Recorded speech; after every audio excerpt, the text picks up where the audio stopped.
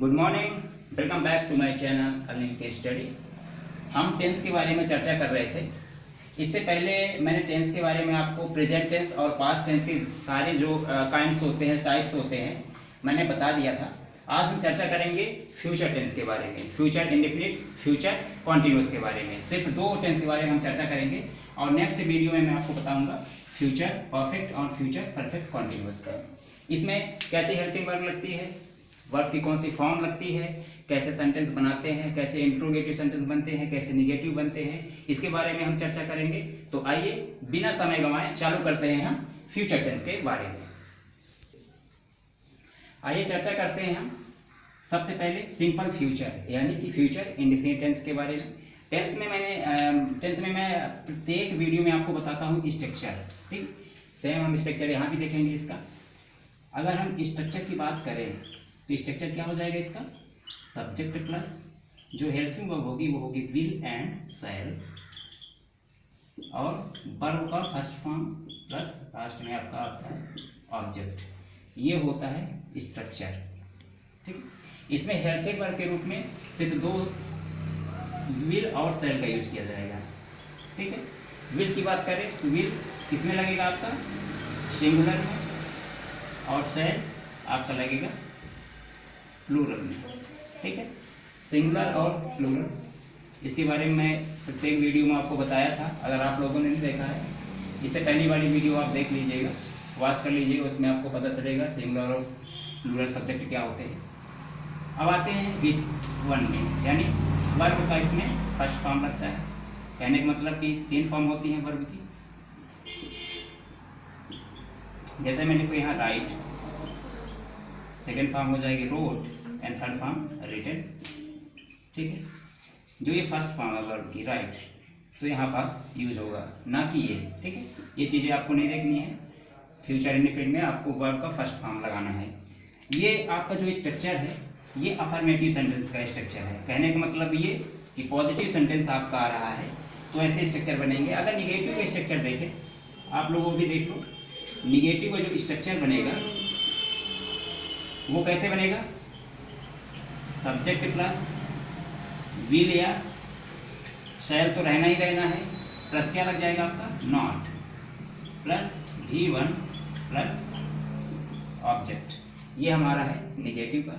अगर इंट्रोगेटिव का देखते हैं, ठीक है, प्रश्नवाचक, इंट्रोगेटिव का जो हमारा स्ट्रक्चर बनता है वो क्या हो जाएगा, उसमें आपका जो हेल्पिंग वर्ब होगी यानी सहायक क्रिया होगी वो शुरू में आ जाएगी, विल शैल हो जाएगा प्लस आपका subject plus V1 plus object. ये हो जाएगा इंट्रोगेटिव का स्ट्रक्चर, ठीक है। अगर फ्यूचर इंडेफिनिट टेंस में हम पहचान की बात करें, अगर आपको ट्रांसलेशन दे रहा है, आपको ऐसा लग रहा है कि हमें दिक्कत हो रही है इसे पहचानने में, ठीक है, तो हिंदी में पहचान की बात अगर करें, हिंदी में पहचान,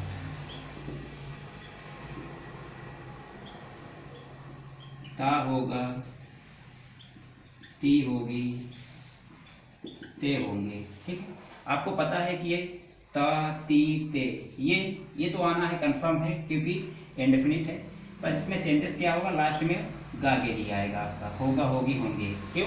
क्योंकि फ्यूचर की बात हो रही है, भविष्य आने वाले समय की बात हो रही है, तो ता होगा, ती होगे, ते होंगे, ये चीज़ें आ रही हैं, तो आपको पहचान लेना है। जैसे मैं एग्जाम्पल लूँ, राम जाता होगा, ठीक है, लास्ट में आपको क्या आ रहा है, ता होगा आ रहा है, तो इससे आप सीधे सीधे फाइंड आउट कर लोगे किसकी बात हो रही है, फ्यूचर इंडेफिनिट की बात हो रही है। अगर इसको मैं इंग्लिश में ट्रांसलेट करूँ तो क्या हो जाएगा, राम विल गो। राम क्या है, हमारा सब्जेक्ट है और कैसा है, सिंगुलर है, यानी एक वचन में है, तो उसके साथ क्या लगाना है, विल का यूज करना है। और गो क्या है, आपकी वर्ब है, और वर्ब की कौन सी फॉर्म है, ये फर्स्ट फॉर्म है।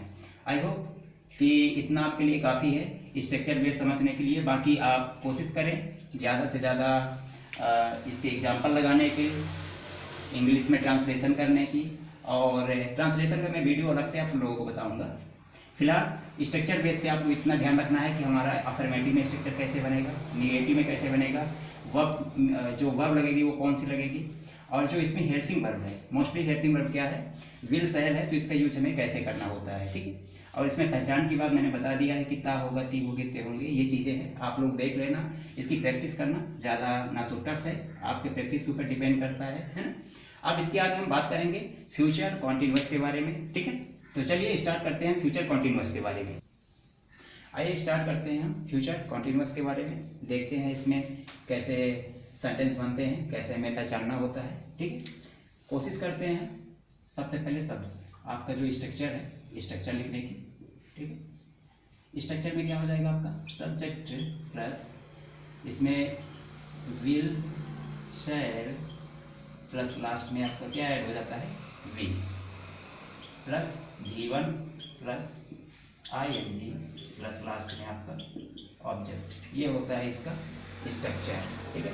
विल शैल तो आना ही आना है डेफिनेटली, प्लस इसमें एक्स्ट्रा चीज़ें क्या जुड़ गई हैं, बी जुड़ गई है, और V1 प्लस ING, ये तो आपको मैंने पहले भी कई वीडियो में बताया है कि कॉन्टिन्यूअस है तो कॉन्टिन्यूअस में V प्लस ING आना है तो आना है, ठीक है।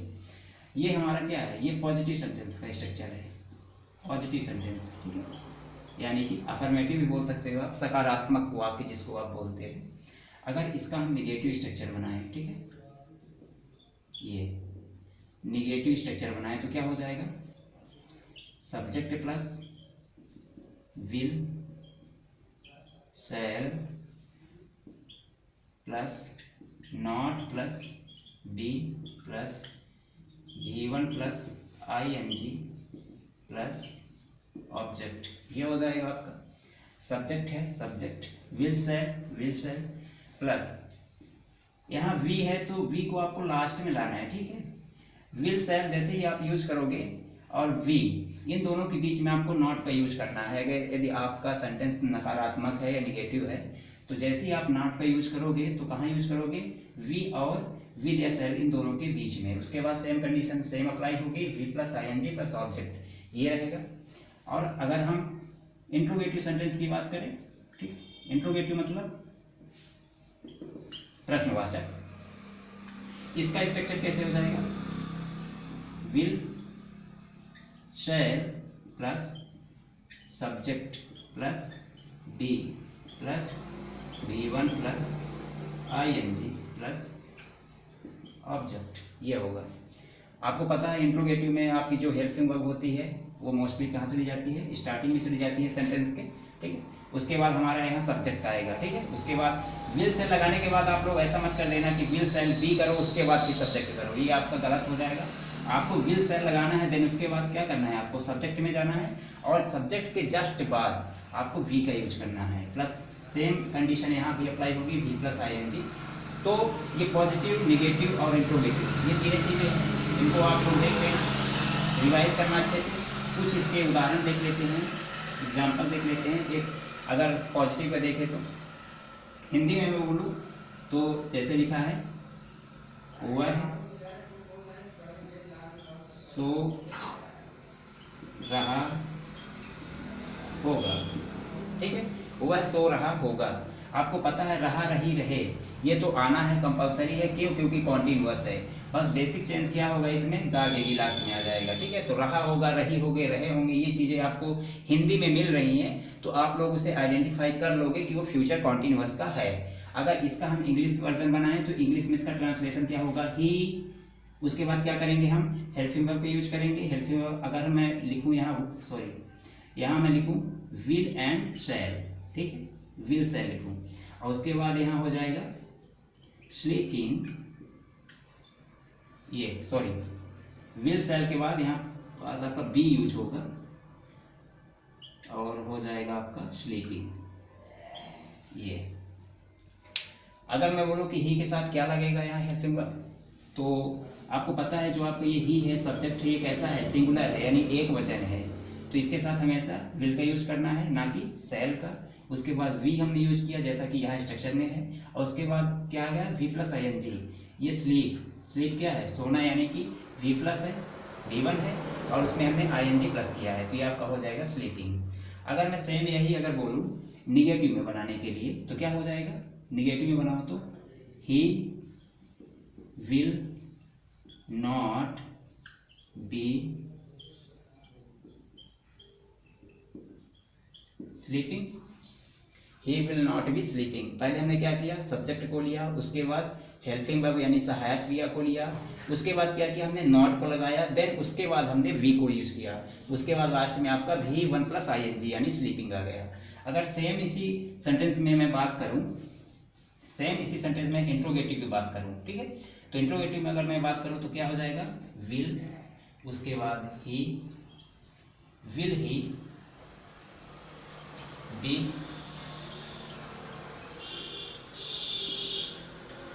स्लीपिंग। क्वेश्चन क्या किया हमने, सबसे पहले आपको सहायक क्रिया यानी हेल्पिंग वर्ब लिया, उसके बाद हमारा आता है सब्जेक्ट, सब्जेक्ट को लिया ही, उसके बाद फिर वी है, वी को लिया, और फिर V प्लस ING आपका स्लीपिंग हो जाएगा, और लास्ट में आपका क्वेश्चन आ जाएगा।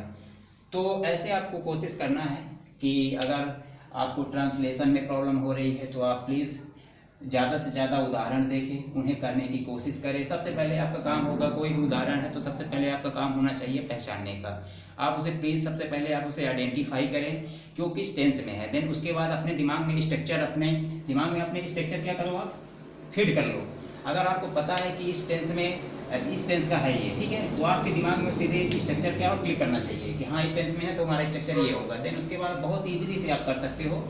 तो आई होप चाहे ये इंग्लिश से हिंदी में आए, हिंदी से इंग्लिश में आए, कैसा भी ट्रांसलेशन हो, या फिर आप किसी एग्जाम की तैयारी भी कर रहे हो, तो ऐसे क्या हो जाता है कि आपको एरर फाइंडिंग में दे देता है, ठीक है, एरर फाइंडिंग में भी दे देते हैं ऐसे क्वेश्चन मोस्टली। और अगर मैं बोर्ड की बात करूँ तो 9th 10th 11th 12th जितने भी सारे एग्जाम्स हैं, इंग्लिश ग्रामर उनमें है, तो 10th तो उसमें रहता ही रहता है, ठीक है, उसमें मोस्टली हिंदी से इंग्लिश, इंग्लिश से हिंदी ट्रांसलेशन जरूर पूछ लेता है। तो ये चीज़ें आपको हमेशा याद होनी चाहिए, स्ट्रक्चर, ठीक है। आप एक स्ट्रक्चर याद कर लोगे तो उसमें नॉट और इंट्रोगेटिव यानी कि निगेटिव इंट्रोगेटिव को उसमें दिक्कत नहीं आएगी। मेन आपका ये फॉर्मेटिव वाला जो मेन स्ट्रक्चर होता है उसमें कैसे यूज़ करना है, क्या होना है, ये आपका कंफर्मेशन अच्छे से होना चाहिए।